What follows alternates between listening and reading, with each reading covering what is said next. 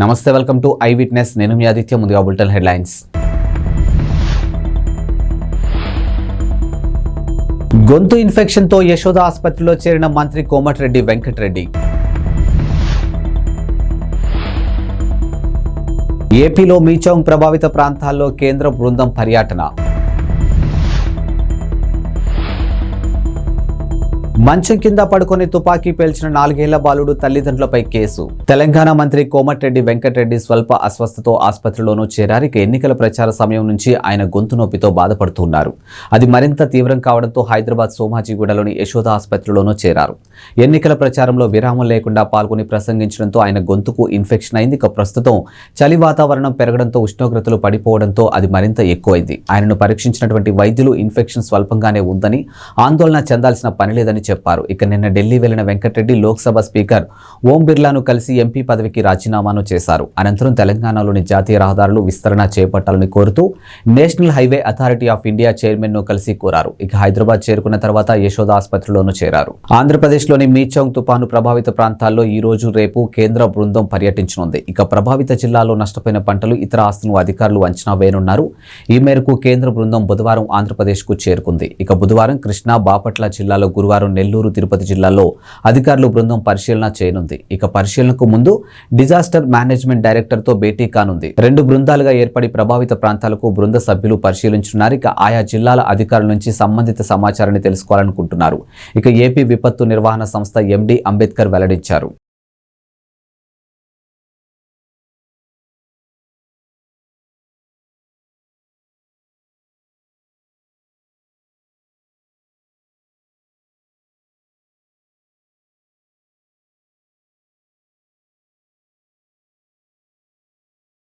అమెరికాలోని వెస్ట్ మోర్లాండ్ కౌంటీలో ఉన్నటువంటి 4 ఏళ్ల బాలుడు మంచం కింద పడుకుని తుపాకీతో తనకు తాను కాల్చుకుని గాయపరుచుకున్నాడు. ఘటనలో తల్లిదండ్రులు లారా స్టిల్, మైకెల్ లిన్పై జిల్లా న్యాయవాది అధికారులు అభియోగాలు నమోదు చేశారు. ఈ ఘటనపై విచారణ అనంతరం పిల్లల సంక్షేమాన్ని ప్రమాదంలో పడేయడంతో పాటు నిర్లక్ష్యంగా వ్యవహరించారంటూ వారిపై అభియోగాలు కేసు నమోదు చేశారు. ఇదొక విషాద ఘటనని, ఆమోదయోగ్యం కానిదని జిల్లా అటర్నీ పేర్కొన్నారు. ఇటువంటి వారిని నిరోధించాల్సిన అవసరం ఉందని అన్నారు. ఇలాంటి ఘటనలకు నిరోధించాలంటే అందుకున్నటువంటి ఏకైక మార్గం తుపాకును సురక్షిత ప్రదేశంలో ఉంచడమేనని స్పష్టం చేశారు. ఈ ఏడాది జూలై 6న రోస్టవర్ టౌన్షిప్లో ఉన్నటువంటి గౌడియా డ్రైవ్లోని తన ఇంట్లో 4 ఏళ్ల రోనీలిన్ ప్రమాదవశాత్తు తుపాకీ పేల్చి గాయపడ్డాడు. వెంటనే అతని ఆసుపత్రికి తరలించారు. చిన్నారి ఇప్పటికీ నిరంతరం వైద్య సంరక్షణ పొందుతున్నట్లు అధికారులు తెలిపారు. తుపాకీని లోడ్ చేసి బెడ్రూమ్లో నేలపై ఉంచడంతోనే ఈ ఘటన జరిగిందని విచారణలో వెల్లడైంది. ఘటనా సమయంలో స్టీల్, లీన్ ఇద్దరు ఉన్నారు. తుపాకీ శబ్దం వినిపించిన తర్వాత వెళ్లి చూస్తే కుమారుడు గాయంతో రక్తమూడుతో కనిపించాడు. పక్కనే తుపాకీ ఉంది. ప్రతి నేరాన్ని నిరోధించలేమని, కానీ అత్యంత దుర్బలమైన వాటిని నిరోధించేందుకు ఓ మార్గాన్ని కనుగొల్సి ఉందని జిల్లా అటర్నీ పేర్కొన్నారు. తుపాకులకు సురక్షిత ప్రదేశంలో ఉంచడం ద్వారా ఇటువంటి ఘటనలకు నిరోధించవచ్చని వివరించారు. తక్షణ మానవతావాద సాయం కోసం గాజాలో ఇజ్రాయెల్ హమాస్ కాల్పుల విరమణకు డిమాండ్ చేస్తూ ఐక్యరాజ్య సమితి జనరల్ అసెంబ్లీలో ప్రవేశపెట్టినటువంటి ముసాయిదా తీర్మానానికి భారత్ అనుకూలంగా ఓటు వేసింది. హమాస్ చెరలో ఉన్నటువంటి బందీలందరినీ బేషరతుగా విడుదల చేయాలని ఈ తీర్మానంలోనూ పొందుపరిచారు. Algeria, Bahrain, Iraq, Kuwait, Oman, Qatar, Saudi Arabia, UAE, పాలస్తీనాతో పాటు అనేక దేశాలు స్పాన్సర్ చేసినటువంటి ఈ తీర్మానంపై మంగళవారం ఓటింగు జరిగింది. అమెరికా, ఇజ్రాయెల్తో సహా 10 దేశాలకు వ్యతిరేకంగా ఓటు వేశాయి. మరో 23 దేశాలు ఓటింగ్కు దూరంగా ఉన్నాయి. హమాస్ ఇజ్రాయెల్ యుద్ధం కారణంగా తీవ్రమైన మానవతా సంక్షోభం ఏర్పడిందని, పెద్ద ఎత్తున ప్రాణనష్టం జరుగుతుందని ఐరాసలోని భారత శాశ్వత ప్రతినిధి రుచిరా కాంబోజ్ అన్నారు. స్త్రీలు, పిల్లలు ప్రాణనష్టం అధికంగా ఉందని అన్నారు. జనరల్ అసెంబ్లీలో ప్రవేశపెట్టిన తీర్మానానికి భారత్ అనుకూలంగా ఓటు వేసిందని పేర్కొన్నారు. ఈ తీర్మానంలో అనేక కోణాలు ఉన్నాయని, హమాస్ చెరలో బందీల పట్ల భారత్ ఆందోళన వ్యక్తం చేస్తుందని రుచిరా కాంబోజ్ పేర్కొన్నారు. తెలంగాణలో నూతనంగా ఏర్పడిన కాంగ్రెస్ ప్రభుత్వం వడివడిగా అడుగులు వేస్తూ ముందుకు సాగుతుంది. కొత్త మంత్రులు ఆయా శాఖలపై అధికారులతో సమీక్షలు నిర్వహిస్తున్నారు. కాంగ్రెస్ ప్రభుత్వం 6 నెలలు మించి ఉండదంటూ విపక్ష నేతలు విమర్శలకు దిగుతూ ఉన్నారు. ముఖ్యంగా హిప్ రీప్లేస్మెంట్ సర్జరీ చేయించుకుని ఆసుపత్రిలో చికిత్స పొందుతున్నటువంటి మాజీ సీఎం కేసీఆర్ ను సీఎం రేవంత్ సహా పలువురు మంత్రులు, కాంగ్రెస్ నేతలు పరామర్శించిన నేపథ్యంలో ఈ తరహా విమర్శలు మరింత ఎక్కువయ్యాయి. ఈ విమర్శలకు కాంగ్రెస్ నేత విజయశాంతి కౌంటర్ ఇచ్చారు. బీఆర్ఎస్ అధినేత కేసీఆర్ ను కాంగ్రెస్ ప్రభుత్వ నేతలు మర్యాదపూర్వకంగా కలిసి ఓదార్పు ఇచ్చారని, దీనిపై కూడా కొంతమంది బీఆర్ఎస్ ముఖ్య నేతలు వ్యతిరేక వ్యాఖ్యలు చేయడం సమంజసం కాదని ఆగ్రహం వ్యక్తం చేశారు.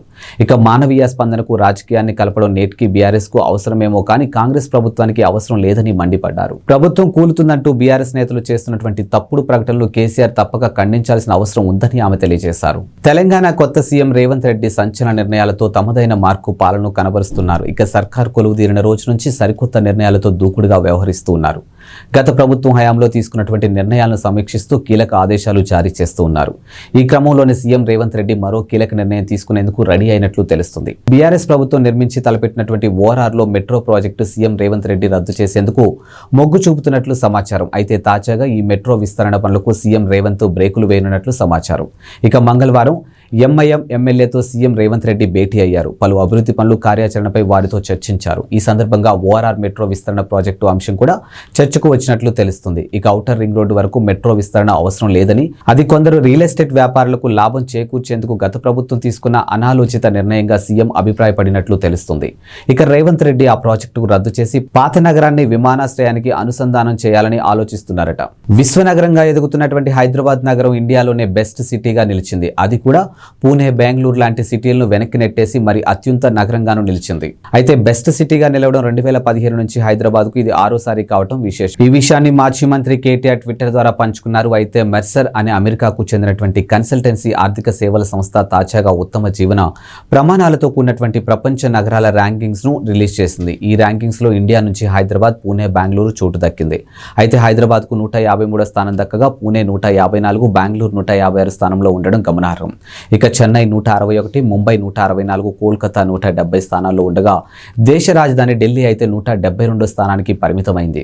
తెలంగాణలో సంచలన నిర్ణయాలతో సీఎం రేవంత్ రెడ్డి తమదైన మార్కు పాలన కనబరుస్తూ ఉన్నారు. ఇక సర్కార్ కొలువుదీరిన రోజు నుంచి ఆయా శాఖల అధికారులతో వరుసగా రివ్యూలు నిర్వహిస్తూ కీలక ఆదేశాలు జారీ చేస్తూ ఉన్నారు. ఈ క్రమంలో సీఎం రేవంత్ రెడ్డి తన మాస్టర్ ప్లాన్ అమలు చేసేందుకు రంగం సిద్ధం చేస్తూ ఉన్నారు. విశ్వనగరంగా ఎదుగుతున్న హైదరాబాద్ నగరాన్ని అభివృద్ధి చేసేందుకు మీ దగ్గరున్న ప్లాన్ ఏంటని ఓ న్యూస్ ఛానల్ యాంకర్ అడిగిన ప్రశ్నకు రేవంత్ రెడ్డి చెప్పిన సమాధానం సోషల్ మీడియాలో తెగ ట్రోల్ అయింది. అప్పుడు ట్రోల్ అయిన తన ప్లాన్ ఇప్పుడు సీఎం రేవంత్ రెడ్డి అమలు చూపేందుకు సిద్ధమవుతూ ఉన్నారు. హైదరాబాద్ మహానగరంలో మూసీ నది ప్రారంభమయ్యే ప్రాంతం నుంచి చివరి వరకు మూసీ నది పరివాహక ప్రాంతాన్ని మొత్తం ఉపాధి, ఆర్థికాభివృద్ధి ప్రాంతంగా రూపుదిద్దించాలని సీఎం రేవంత్ రెడ్డి అధికారులను ఆదేశించారు. వైఎస్ఆర్సీపీ అధినేత వైఎస్ జగన్ కీలక నిర్ణయం తీసుకున్నారు. ఇక వైఎస్ఆర్సీపీ రాష్ట్ర యువజన విభాగం, మహిళా విభాగం నూతన కమిటీలు నియమించారు. కొత్తగా కార్యవర్గాన్ని నియమిస్తూ ఆదేశాలు జారీ చేశారు. ఇక యువజన విభాగం అధ్యక్షుడిగా బైరెడ్డి సిద్ధార్థరెడ్డి, ఉపాధ్యక్షులుగా కొండా రాజీవ్ గాంధీ, పిన్నెల్లి వెంకట్రామరెడ్డిని నియమించారు. ఇక మొత్తం 64 మందితో నూతన కమిటీని నియమించినట్లు వైఎస్ఆర్సీపీ కేంద్ర కార్యాలయం ఓ ప్రకటనలోనూ పేర్కొంది.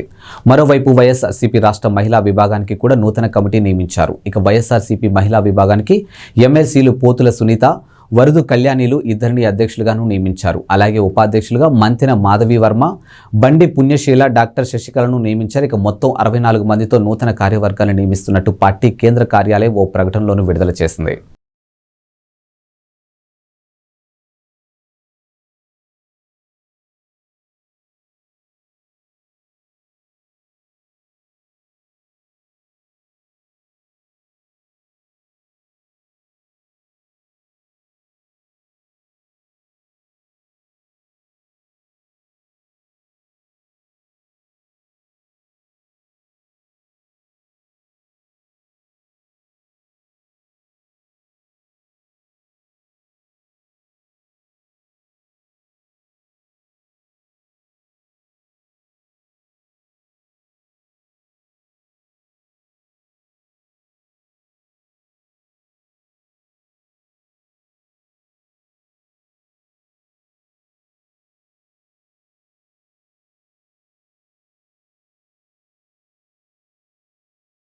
శ్రీశైలం ఆలయ పాలక మండలి కీలక నిర్ణయాలు తీసుకుంది. ఇక దేవస్థానం పరిపాలనా భవన్లో చైర్మన్ రెడ్డివారి చక్రపాణి రెడ్డి అధ్యక్షన సమావేశం నిర్వహించారు. ఆలయ ఈవో డి పెద్దిరాజు 30 అంశాలు ప్రవేశపెట్టగా 28 అంశాలకు సభ్యులు ఆమోదం తెలిపారు. ఇక ప్రధానంగా మహాక్షేత్రంలో సామాన్య భక్తుల కోసం 200 వసతి గదులు కూడినటువంటి సముదాయాన్ని 52 కోట్లతో నిర్మించేందుకు ఆమోదం తెలిపింది. ఇక శ్రీశైలం క్షేత్ర పరిధిలో ట్రాఫిక్, పార్కింగ్ సమస్యలను అధిగమించేందుకు టోల్ గేట్, నంది సర్కిల్ మొదలైన చోట్ల 38.50 లక్షలతో ఫ్రీ కాస్ట్ సెంటర్, డివైడర్లు ఏర్పాటుకు అంచనాలకు గ్రీన్ సిగ్నల్ ఇచ్చారు. అంతేకాదు 29 లక్షలతో క్షేత్ర పరిధిలో పలుచోట్ల సీసీ రహదారుల నిర్మాణానికి ఆమోదించారు. శిఖరేశ్వర ఆలయ ప్రహరీ, బండపరుపు సిమెంట్ రహదారి పనులకు 49 లక్షలు కేటాయించారు. ఇక సిద్ధారామప్ప జంక్షన్ మలుపు వద్ద 15 లక్షలతో పనులు చేపట్టాలని, కళ్యాణకట్ట వద్ద 13 లక్షలతో మరమ్మతులు, అభివృద్ధి పనులు చేయడానికి ఆమోదం తెలిపారు. శ్రీశైల క్షేత్ర స్థల పురాణం, చరిత్ర, క్షేత్ర ప్రత్యేకతలను పొందుపరుస్తూ చిత్రాలతో కూడినటువంటి టేబుల్ బుక్ ప్రచురించేందుకు సభ్యులు ఓకే చెప్పారు. ఇవి ఇవాల్టి బులెటిన్ అప్డేట్స్. మరో బులెటిన్తో మళ్ళీ కలుద్దాం. అంతవరకు సెలవు. నమస్కారం.